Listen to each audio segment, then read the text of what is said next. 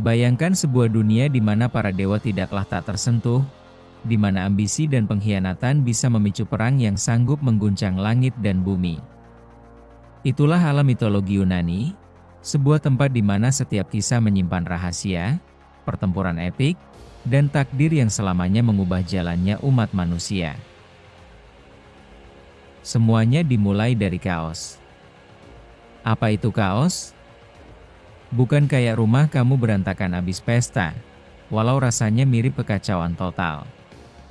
Di mitos Yunani, menurut seorang bernama Hesiodos yang nulis puisi Theogonia sekitar 2700 tahun lalu, yang kayak buku panduan dasar cerita-cerita ini, kaos itu kayak kekosongan besar, ruang gede tanpa isi apa-apa.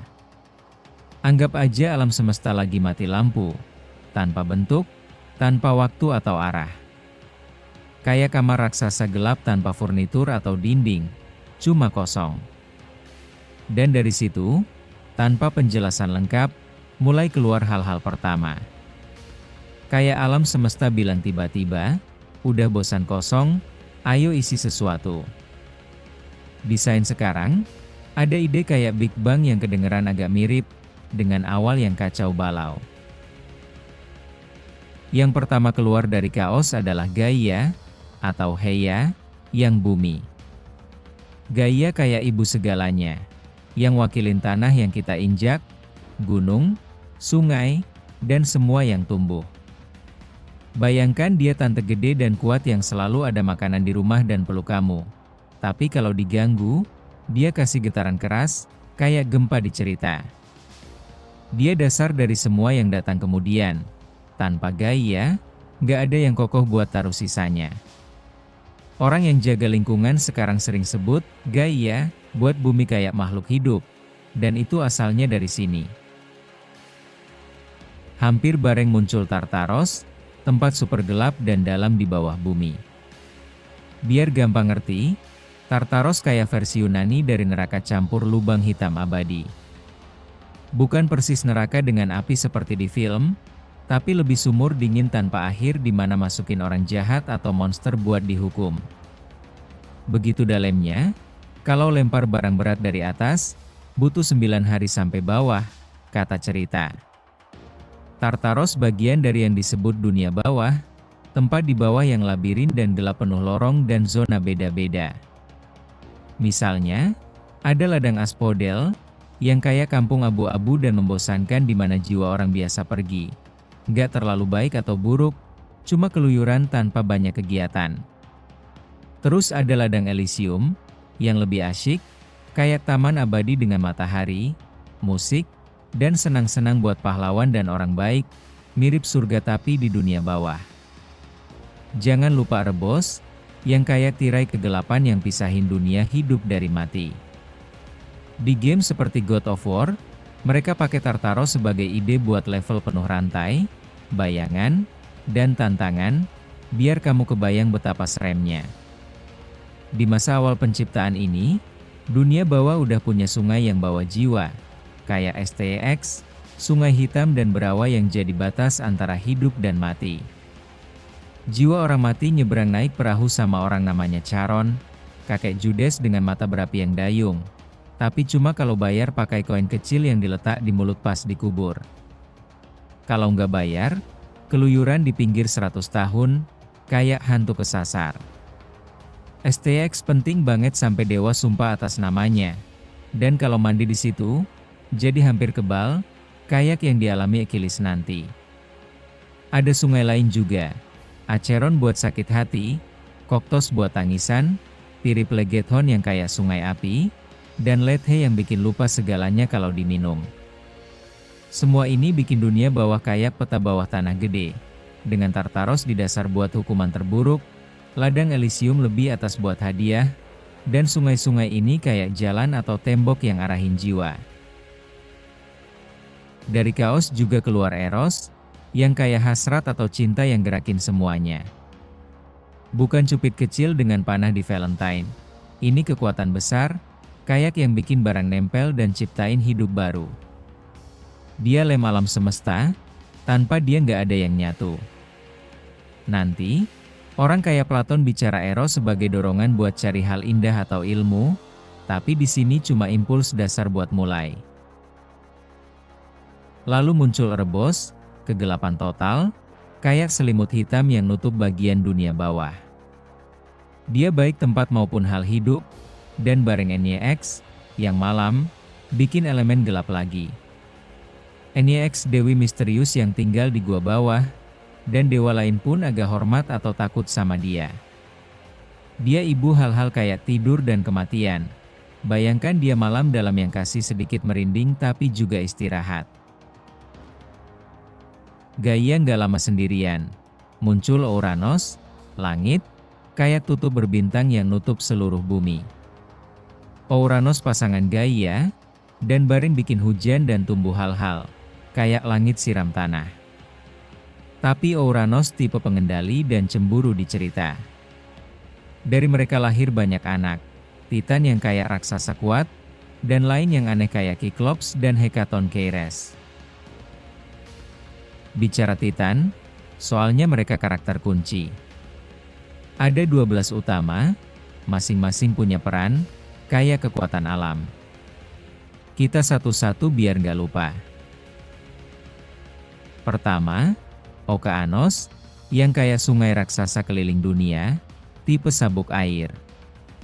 Dia paling tenang, kayak kakek yang gak ikut ribut dan cuma amati.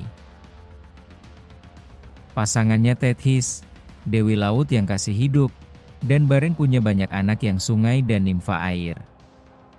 Dia yang nutrisi semua hal laut. Lalu Hyperion, yang urus cahaya matahari, super cerah dan waspada. Dia bapak matahari beneran Helios, bulan Selene, dan fajar Eos, jadi keluarganya kayak pertunjukan cahaya terus-menerus. Heia pasangannya, yang wakilin penglihatan jernih dan kilau ilahi, tipe yang lihat segalanya jelas. Koios yang pintar, Titan kecerdasan, bapak dewi kayak Leto, yang nanti punya Apollo dan Artemis. Holbe bareng dia, Titanide kilau pikiran dan ramalan, terkait bulan. Krios yang dingin, mungkin bawa musim dingin atau bintang selatan, agak misterius dan jauh. Themis yang hukum dan ketertiban, super adil, dan ibu jam hari serta Moirai, yang kayak penentu nasib. Iapetos terkait kematian dan barang buatan tangan, bapak Prometheus pencuri api dan Atlas yang angkat langit. Nemosne ingatan, yang gak lupa apa-apa, dan ibu Musa yang inspirasi seni dan musik. Kronos waktu, paling muda dan ambisius, yang akhirnya pimpin Titan dan lakuin gila kayak makan anak sendiri. Dan Rhea, pasangannya, Titanide aliran hidup dan keibuan, pelindung kayak gaya tapi dengan trik lebih banyak. Selain Titan, ada Cyclops, 3 saudara bermata satu di dahi, Brontes, Steropes, Arges, yang kayak tukang besi raksasa bikin senjata kuat. Dan Hecatoncheires, 3 monster lain, Briareos, Kotos, Gies, masing-masing punya 100 tangan dan 50 kepala, super kacau, kayak mesin perang hidup. Uranus nggak suka anak-anak aneh ini dan sembunyiin di dalam Gaia, yang bikin dia sakit parah, dan di situ mulai masalah keluarga gede. Kenapa Uranus tidak mau anak-anaknya? Uranus melihat mereka dan berpikir, mereka ini nggak seperti aku, bentuknya aneh, serem, dan terlalu kuat. Suatu hari bisa-bisa mereka ngerebut kekuasaanku. Jadi kayak bapak-bapak yang cemburu dan gak mau ada saingan, mirip bos kantor yang gak pernah mau ngasih promosi karena takut kursinya direbut. Dalam cerita, Uranus paling benci sama Cyclops dan Hecatoncheires karena mereka beda dan terlalu kuat. Bukannya ngerawat, dia malah nyembunyiin mereka di dalam tubuh Gaia sendiri, kayak dimasukin lagi ke perutnya. Gaia menderita banget, soalnya rasanya kayak hamil selamanya, sakit terus-terusan. Uranus ngelakuin itu cuma karena takut dan egois. Dia nggak mau ada yang nantangin dia, dan mikir kalau mereka dikurung, masalah selesai. Tapi ya jelas, itu malah bikin dendam makin besar, kayak di keluarga yang suka nutupin rahasia, ujung-ujungnya pasti meledak juga. Gaia, sang ibu yang sabar tapi kuat, akhirnya nggak tahan lagi. Dia sayang sama anak-anaknya, bahkan yang aneh-aneh sekalipun, dan dia lihat betapa nggak adilnya perlakuan Uranus. Jadi dia mutusin buat gerak diam-diam, ngumpulin para titan di pertemuan rahasia, kayak rapat keluarga gelap-gelapan di dalam gua. Bayangin adegannya, Gaia menatap anak-anaknya dan bilang, "Ayah kalian itu tiran, dia bikin aku sengsara dengan murung kalian di dalam tubuhku. Siapa yang berani bantu aku ngelawan?" Para titan, jumlahnya ada 12, saling pandang, tapi awalnya pada takut. Misalnya, Okeanos, penguasa lautan, mikir, "Aku tenang-tenang aja dengan lautku, kalau ikut perang nanti airku bergejolak, mending aku netral aja." Tethys, pasangannya, manggut-manggut, soalnya dia tipe yang cinta damai. Hyperion, dewa cahaya, bergumam, "Kalau aku ikut, cahayaku bakal padam dalam kegelapan perang." Theia, istrinya, merasa masa depan jadi suram dan langsung gentar. Zeus yang pinter-pinter hitung, mikir, resikonya tinggi, Uranus itu langit seluruhnya, gimana kalau kalah? Phoebe, yang punya hubungan dengan bulan, milih ngumpet di balik malam. Cereus yang dingin malah beku ketakutan. Themis, sang hukum, bilang dalam hati, "Aturan bilang harus taat sama ayah, aku nggak bisa langgar." Ia petos khawatir soal kematian yang bakal datang. Mnemosyne, sang memori, inget banyak dendam lama tapi nggak gerak juga. Rhea, si keibuan, pengen nolong, tapi masih ragu. Semuanya mundur, kayak keluarga yang nggak ada yang berani lawan bapak galak. Tapi akhirnya, cuma Kronos, si bungsu yang licik dan ambisius, berani maju. Kronos lihat kesempatan emas, "Kalau aku jatuhin ayah, akulah penguasanya." Gaia seneng banget, terus dia kasih Kronos senjata. Sabit besar dari logam super keras yang disebut adamantin, tajam banget kayak pisau sakti. Gaia bilang, "Pakai ini buat potong bagian tubuh ayahmu waktu dia mendekat." Kejam sih, tapi begitulah mitologi Yunani, penuh drama ekstrim kayak sinetron yang dendamnya kebangetan. Kronos pun sembunyi, nunggu saat tepat. Uranus, seperti biasa, turun dari langit buat bersama Gaia. Di saat intim itu, Kronos nyergap. Zraaak.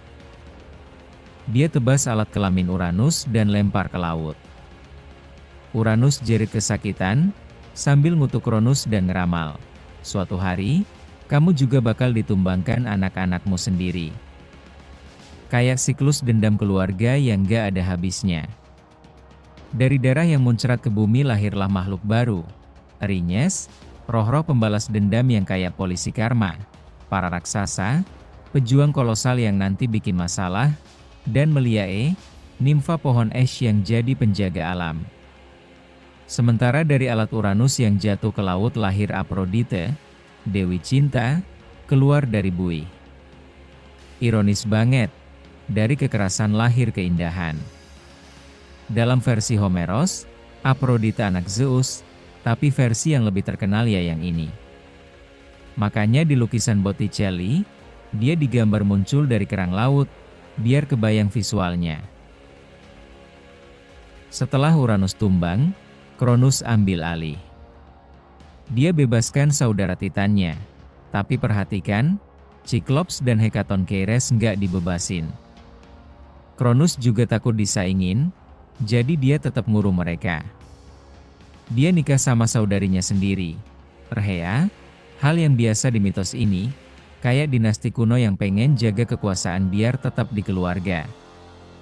Bersama-sama mereka memulai yang disebut zaman keemasan, era damai di mana bumi memberi segalanya tanpa perang atau kelaparan. Dunia kayak surga. Tapi ramalan Uranus terus terngiang di kepala Kronos, anakmu sendiri bakal rebut tahtamu.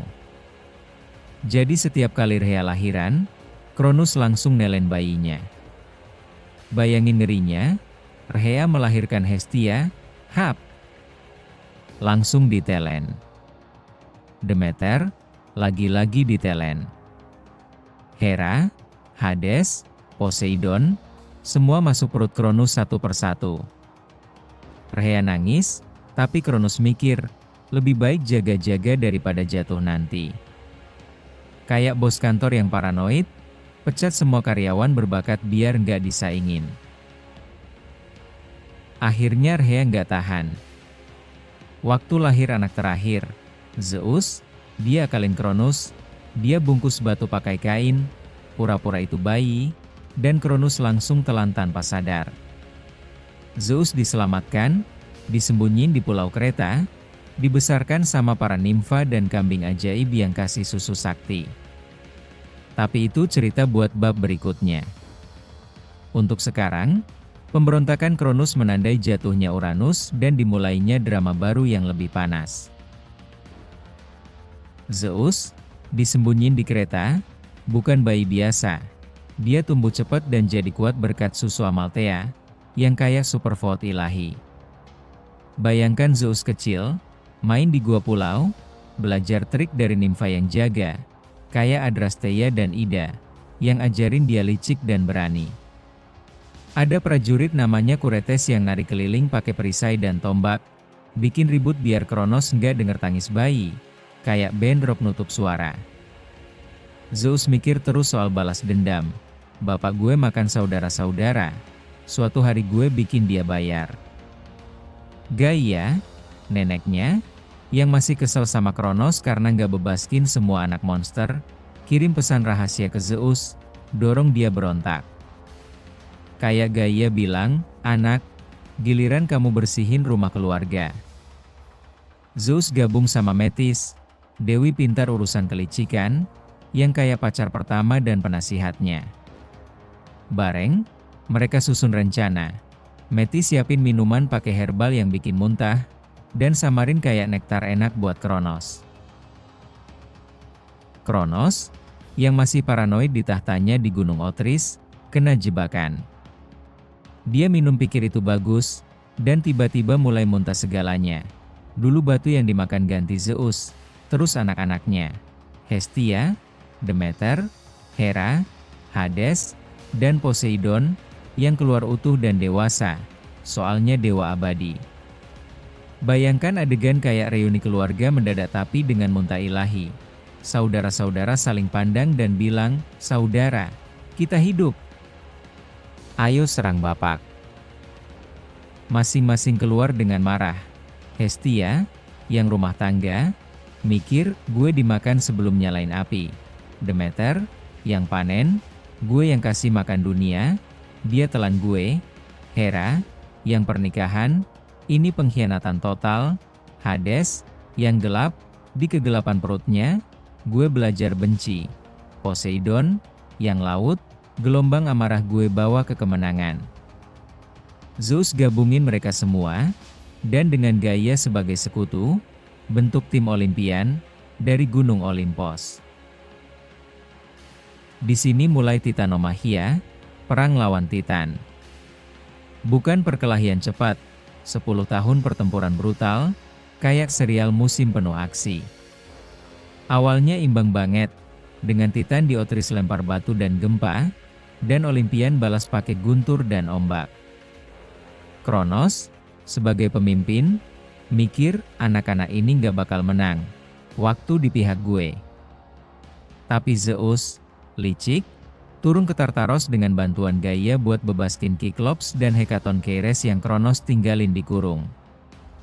Kiklops, berterima kasih, bikin senjata epik, petir buat Zeus, yang kayak bom listrik nyalain langit, Trisula buat Poseidon, yang kendali laut dan bikin tsunami, dan helm tak kelihatan buat Hades, yang bikin dia kayak ninja ilahi. Hekatoncheires, dengan 100 tangan, mulai lempar batu kayak hujan meteor, nutup langit proyektil. Pertempuran jadi epik.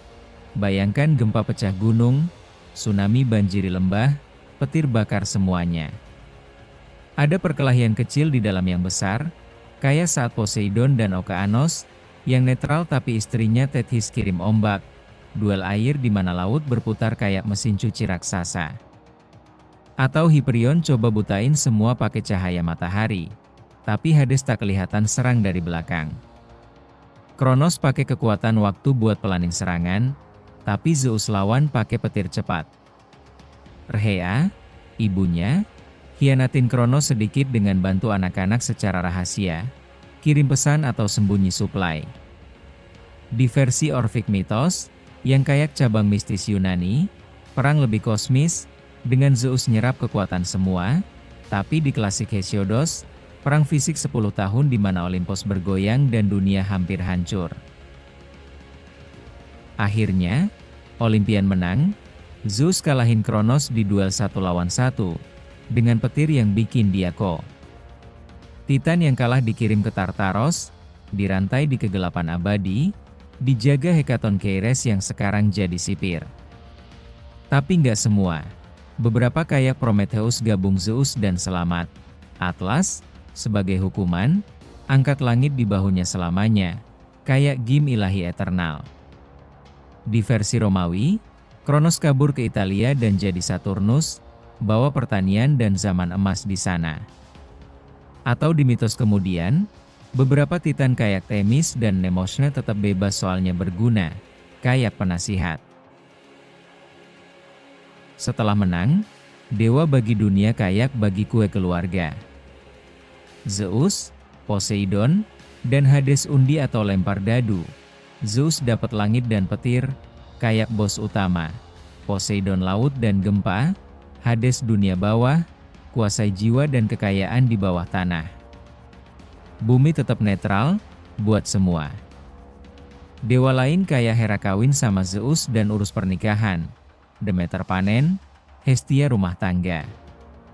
Di beberapa versi, kayak di Iliad Homeros, bagi-baginya lebih damai, tapi di lain ada ribut, kayak Poseidon mau kekuatan lebih.